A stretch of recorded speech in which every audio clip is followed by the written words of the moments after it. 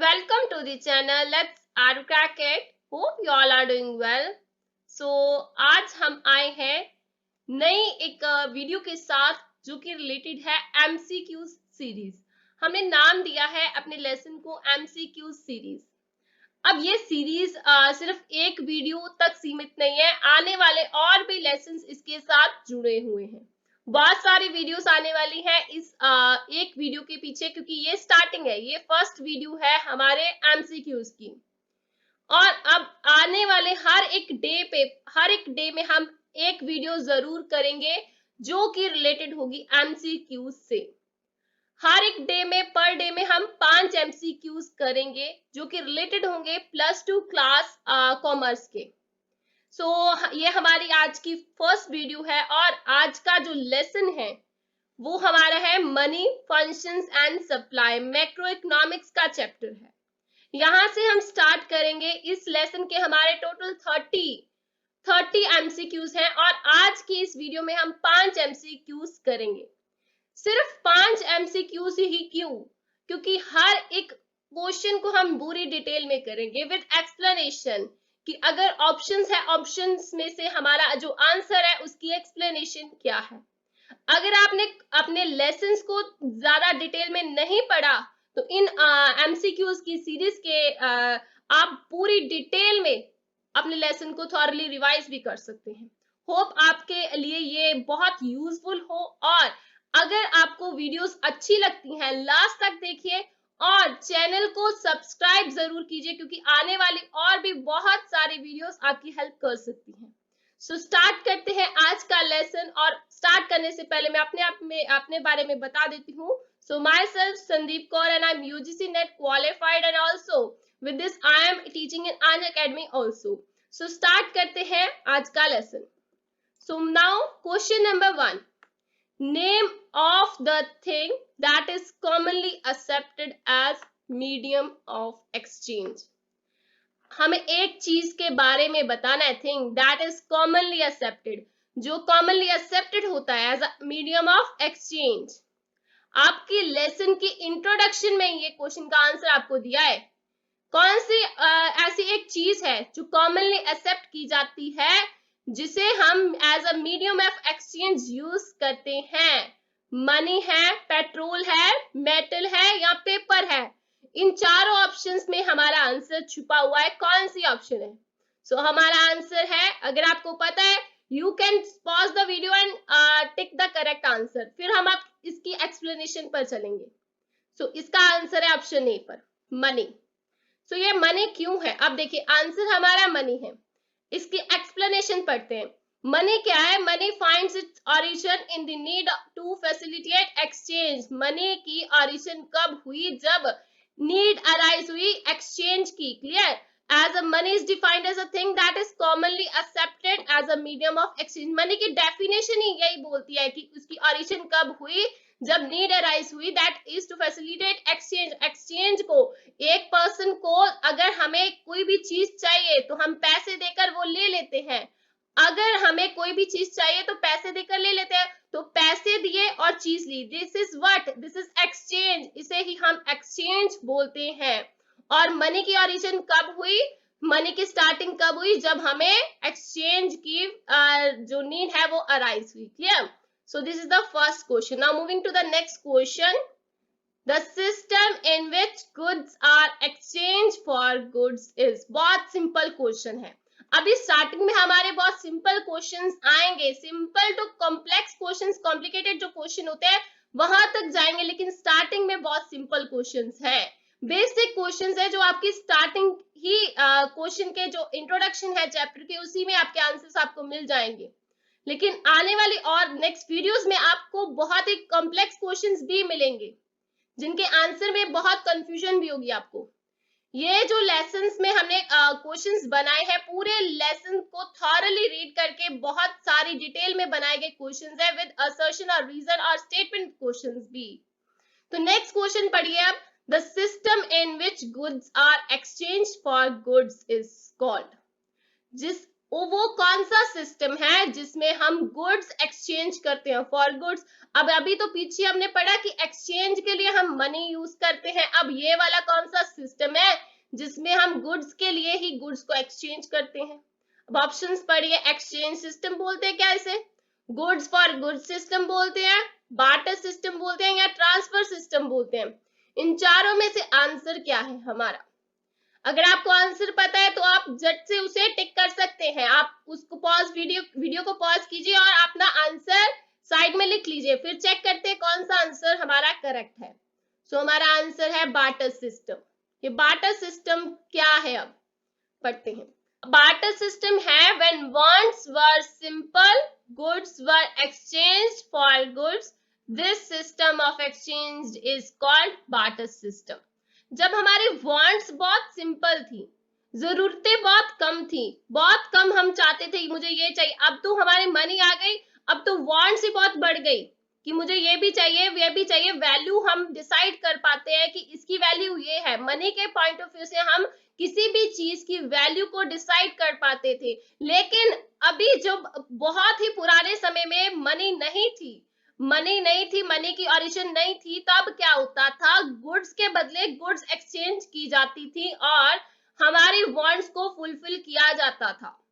तब हर एक पर्सन के पास मनी नहीं थी, बहुत कम लोगों के पास मनी थी, और मनी की जब ओरिजिन भी नहीं थी, लोग क्या करते थे अपनी वांट्स को सेटिस्फाई करने के लिए, किसी को अगर किसी के पास वीट है, वीट के बदले उसे क्या चाहिए, काऊ चाहिए, काऊ। अगर मान लीजिए किसी एक पर्सन है वो वीट की जो है करता है, खेती करता है, और दूसरी साइड एक पर्सन है जिसके पास काऊ है और उसे वीट चाहिए, खाना खाने के लिए उसे वीट चाहिए। तो वो क्या करता है, उसके पास काउज ज्यादा है, वो क्या करता है, उसको बोलता है कि क्या तू मुझे वीट दे सकता है, मैं तुझे काऊ दे देता हूँ। वो कहता है मुझे भी काऊ की जरूरत है, मैं काऊ ले लेता हूँ, तू मेरा वीट ले ले।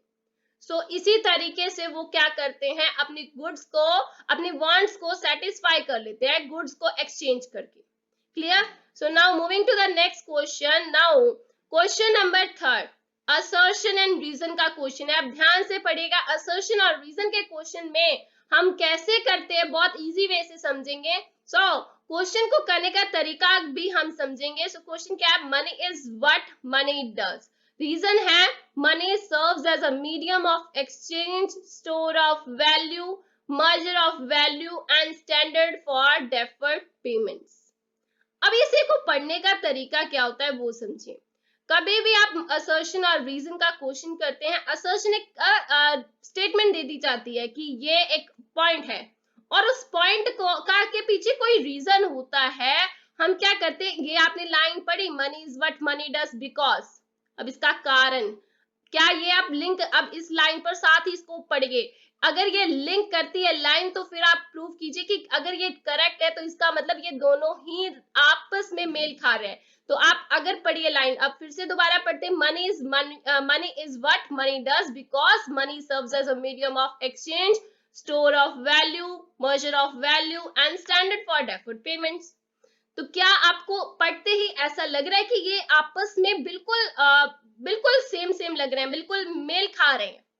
कोई भी ये नहीं है कि यहाँ पर मनी की बात कर रहे हैं और यहाँ पर बार्टर सिस्टम की बात कर रहे हैं, दोनों रिलेटेड है ना। तो इसका मतलब ये तो पता चल गया कि दोनों आपस में रिलेटेड है। दोनों, यहाँ पर भी मनी की बात चल रही है, यहाँ पर भी मनी की बात चल रही है, लेकिन किस पॉइंट ऑफ व्यू से हो रही है वो देखते हैं। Money is money what does, अब ये साफ पता चल रहा है कि यह एक डेफिनेशन है, ये एक डेफिनेशन है। क्या ये डेफिनेशन इसको सेटिस्फाई कर रही है, money serves as a medium of exchange. ये तो अभी हमने पिछले क्वेश्चन में भी पढ़ा ना, उसकी डेफिनेशन में मनी सर्व करती है as a medium of exchange, medium of exchange as a role play करती है मनी। अब स्टोर ऑफ वैल्यू, हम मनी को स्टोर भी कर सकते हैं, क्लियर, इन फ्यूचर यूज के लिए हम मनी को स्टोर कर सकते हैं ना, इन बैंक्स, इन होम आप कर सकते हो। अब मर्जर ऑफ वैल्यू, मनी से हम किसी भी वैल्यू, गुड की वैल्यू को मर्जर भी कर सकते हैं। अगर किसी चीज का हमें चीज को खरीदना है, उसका प्राइस देखते हैं और पैसे पे करते ले लेते हैं। And standard for deferred payment, अब डेफर्ड पेमेंट के बारे में हम अगली स्लाइड में पढ़ेंगे जब इसको एक्सप्लेनेशन करेंगे। होप आपको पता होगा डेफर्ड पेमेंट, थोड़ा सा हिंट दे देती हूँ। डेफर्ड पेमेंट क्या होती है, फ्यूचर के लिए। अब स्टैंडर्ड फॉर डेफर्ड पेमेंट, क्या हम मनी को यूज कर सकते हैं जब हम लोन लेते हैं, एक पर्सन किसी बैंक से या किसी और से लोन लेता है, तो फ्यूचर पेमेंट के लिए उसका इंटरेस्ट भी हम डिसाइड कर पाते हैं अगर हमें एज अ मनी हम मीडियम ऑफ एक्सचेंज यूज कर रहे हैं तो। क्लियर कर सकते हैं ना। इसका मतलब money is money what does. अब इसका मीनिंग क्या? मनी क्या? मनी वही है जो मनी करती है। मनी अब करती क्या है? मनी यही सब करती है, medium of exchange, store of value, measure of value, standard for deferred payment, यही सब उसके काम है। तो मनी यही करती है। तो इसका मतलब ये दोनों क्या है?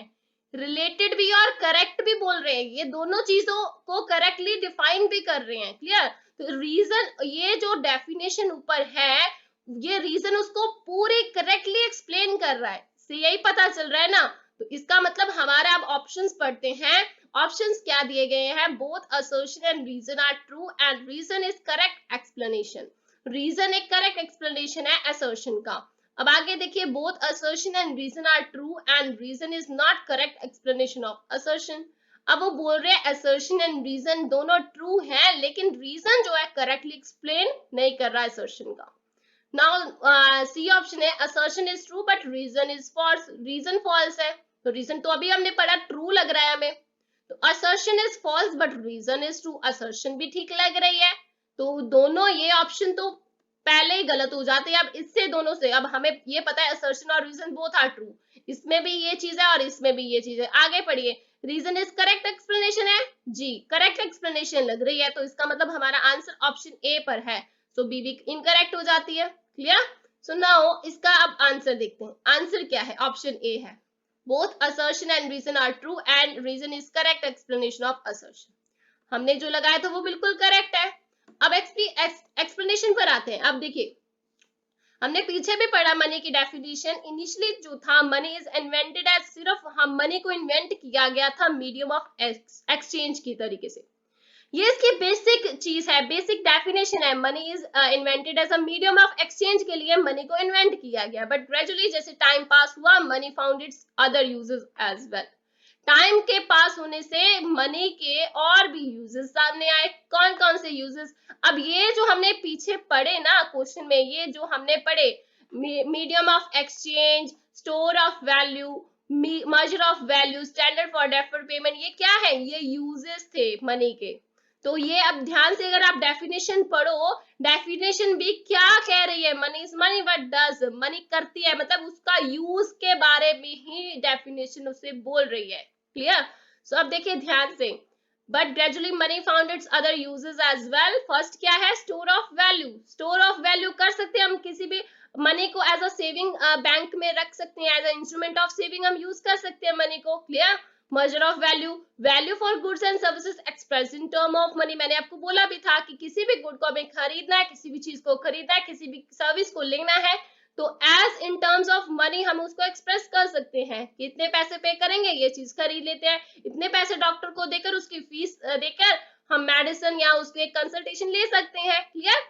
सो नाउ अब देखिए थर्ड जो उसका यूज है क्या? Standard for deferred payment. Deferred payment मैंने आपको बोला भी था कि क्या होती है? Payment which are made sometimes in future, जो हम फ्यूचर में करते हैं, एज लाइक किसी से लोन लेते हैं तो उसे बोलते हैं मैं तेरे को कल पैसे दे दूंगा। वो क्या है? हम फ्यूचर के लिए कर रहे हैं। अगर किसी से हमने आज एक्सचेंज किया, मान लीजिए अब चीज किसी से ली, अगर बार्टर सिस्टम होता, बार्टर सिस्टम में हमें गुड्स फॉर गुड्स एक्सचेंज करते हैं।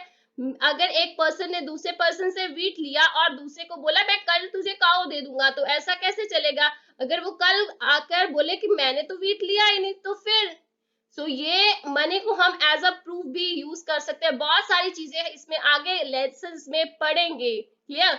ये बेसिक चीजें हैं आज की वीडियो में।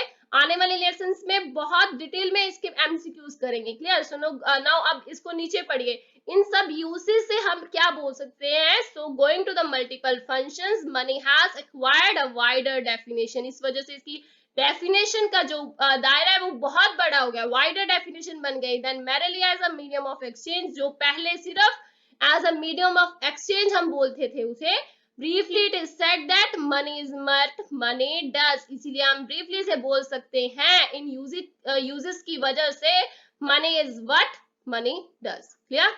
Now question number 4। क्वेश्चन 4 क्या बोल रहा है? The simultaneous fulfilment of mutual wants is called. Simultaneously मतलब कि अगर एक पर्सन चाहता है मैं काउ वीट मेरे पास है, मुझे काउ चाहिए, दूसरा पर्सन बोलता है मेरे पास काउ है, मुझे वीट चाहिए, तो दोनों की वांट जो है एक ही बार में सेटिस्फाई हो रही है, आपस में उन्होंने एग्रीमेंट किया, दोनों म्यूचुअली सेटिस्फाइड, म्यूचुअली मतलब दोनों साइड से, म्यूचुअली मतलब ये होता है कि ये दोनों साइड्स, ये भी और ये नहीं कि ये पर्सन सेटिस्फाइड है, इसकी फुलफिलमेंट हो रही है वांट की, लेकिन इसकी नहीं हो रही, तो ये म्यूचुअल सेटिस्फेक्शन नहीं हुआ। म्यूचुअल फुलफिलमेंट तब होता है जब दोनों पर्सन एक ही बार में एक ही चीज के लिए एग्रीड हो बाय करने के लिए, और इनकी वांट्स भी सेटिस्फाइड हो रहे हो, फुलफिलमेंट हो रही हो, उसे हम बोलते हैं simultaneous fulfilment of mutual wants. अब उस चीज को बोलते क्या है? बार्टर सिस्टम बोलते हैं। ऐसा तो हमने यही बार्टर सिस्टम में पढ़ा था, लेकिन क्या इसका आंसर बार्टर सिस्टम हो सकता है? तो बार्टर सिस्टम में तो ये तो नहीं जरूरी ना कि दोनों पर्सन एग्रीड हो कि मुझे ये चाहिए तो अगला बंदा भी कहे कि मुझे भी चाहिए, तो कभी कभी ऐसा भी होता है ना, उसको जरूरत नहीं है भी तब भी उससे लेनी पड़ती है, तो क्या ये बार्टर सिस्टम कहलाएंगे? नहीं, ये हमारा आंसर नहीं होगा। तो मीडियम ऑफ एक्सचेंज बोलेंगे उसे? नहीं, ये भी नहीं बोल सकते। डबल कोइंसिडेंस ऑफ वांट्स, जी यही हमारा आंसर होगा, double coincidence of wants. Double coincidence of what's और नन ऑफ दीज, तो इनकरेक्ट हो जाता है फिर।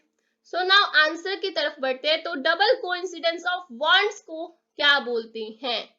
देखिए अब एक्सप्लेनेशन पढ़ते हैं। When wants of a person who wishes to exchange goods match with each other is called coincidence of want. Coincidence या डबल कोइंसिडेंस मतलब कि दोनों की कोइंसिडेंस क्या होता है? एकदम से कोई मतलब कोइंसिडेंस हो जाना ना किसी का, मतलब कि कोई भी अगर आपको कोइंसिडेंसली चीज अगर आपको चाहिए तो वो मिल गई, क्लियर, सौभाग्य बन जाता है जब जिसे बोलते हैं, क्लियर, कोइंसिडेंस ऑफ वांट्स उसे बोलते हैं। सो व्हेन वांट्स, एक पर्सन की जो विश है, वो किसी को जरूरत है, उसकी इच्छा है ये चीज लेने की, और वो किसी और के साथ मैच हो जाए कि वो पर्सन वो चीज देना चाहता है उसे और वो लेना चाहता है, दोनों मैच हो गई, तो इट मीन्स उसे हम बोल सकते हैं coincidence of wants, clear. So it is called double coincidence of want, इसीलिए बोला जाता है इसे। अब जैसे मैंने आपको एग्जाम्पल में भी बोला था, पर्सन हैज अ वीट, एक पर्सन के पास वीट है and wants to buy a cow, clear, and another person has, and यहाँ पर एंड आ रहा था, and another person has a cow, और दूसरे पर्सन के पास क्या है? काउ है, but wants to buy wheat in exchange of cow, तो और दूसरे पर्सन के पास काउ है बट वो क्या चाहता है? वीट को चाहता है इन exchange of cow. as their wants match with each other, so it is called coincidence of want, clear। तो इसी वजह से इन्हें हम बोलेंगे double coincidence of want. Now moving to the last question of this video, तो last but not the least, clear, क्योंकि आगे आने वाले वीडियोस में हम बहुत सारे क्वेश्चंस करने वाले हैं, इसीलिए हमने इस लेसन को इस वीडियोस को हमने सीरीज बोला, एमसीक्यूज सीरीज बोला है, क्योंकि आने वाले हर एक पर डे में हम 5 एमसीक्यूज जरूर करेंगे, clear. Now question number 5, other name of barter system. अब बहुत इंपॉर्टेंट क्वेश्चन है, दूसरा नेम क्या है बार्टर सिस्टम का? बार्टर सिस्टम का दूसरा नेम क्या है? सीसी इकोनॉमी, बीबी इकोनॉमी, बी सी इकोनॉमी, या फिर नन ऑफ दीज। अब इसका दूसरा नेम, अगर आपको आंसर पता है, वीडियो को होल्ड करके आप अपना आंसर बाद में इस पे मैच कर सकते हैं। अब 2 मिनट का आप पॉज भी लेकर सोच सकते हैं इसका आंसर क्या, बहुत इजी है। अब इसका आंसर जो है ऑप्शन ए है, सीसी वीडियो। आप सोचेंगे नाम तो बी से पढ़ रहा है तो सीसी कैसे हुआ? अब बढ़ते इसकी एक्सप्लेनेशन पर। तो बाकी ऑप्शंस जो है वो गलत हो जाएंगे, ये भी ऑप्शन गलत हो जाएगी, ये भी और ये भी, या सो अब इसकी एक्सप्लेनेशन पढ़ते हैं। सो एक्सप्लेनेशन में क्या बोला है? अब देखिए आंसर इसका सीसी इकोनॉमी है, एक्सप्लेनेशन में बोल रहे हैं सी। सी का मतलब क्या है? पढ़िए, सी मतलब क्या है? सी का मतलब है कॉमोडिटी। कॉमोडिटी किसे बोलते हैं? किसी भी चीज को, गुड को, किसी भी चीज हम खरीदते हैं उसे बोलते हैं कॉमोडिटी, गुड, क्लियर, गुड्स बोलते हैं ना, ये गुड्स चीजों को बोलते हैं commodity goods, clear. C stands for commodity. C C economy is one in which commodities are exchange for commodities, जिसमें क्या है? कॉमोडिटीज ही हम एक्सचेंज करते हैं, कॉमोडिटीज के बदले गुड्स को ही एक्सचेंज करते हैं, गुड्स के बदले, क्लियर, उसे बोलते हैं हम सीसी इकोनॉमी। सी का मतलब ही कॉमोडिटी है, इस वजह से हम, क्योंकि बार्टर सिस्टम एक ऐसा सिस्टम है जिसमें हम गुड्स के बदले गुड्स को एक्सचेंज करते हैं। मनी किस इसमें यूज ही नहीं होती, मनी का यूज होता ही नहीं है, इसीलिए कॉमोडिटी ही कॉमोडिटी के बदले एक्सचेंज की जाती है, इसीलिए इसे हम सीसी इकोनॉमी बोलते हैं। सो इसीलिए हम इसको दूसरा नाम भी बोलते हैं बार्टर सिस्टम का। So C C exchange refers to barter system exchange. तो सीसी एक्सचेंज को क्या बोलते हैं? Barter system exchange. Therefore C C economy commodities are exchange for commodities. So C C economies में कमोडिटीज एक्सचेंज की जाती है for commodities. Clear? So this is this explanation and यहाँ तक था आज का हमारा लेसन और आज की वीडियो। होप आपको ये लेसन अच्छा लगा होगा। अगर आपको अच्छा लगा है तो वीडियोस को आगे और भी देखते रहिए और चैनल के साथ जुड़े रहने के लिए हमारे चैनल को सब्सक्राइब करना मत भूलिए और आगे भी वीडियोस को शेयर कीजिए कि और भी किसी को ये मिल सके और उसके लिए भी ये यूजफुल हो। क्लियर? तो मिलते हैं नेक्स्ट अगली वीडियो में कल। तो थैंक यू सो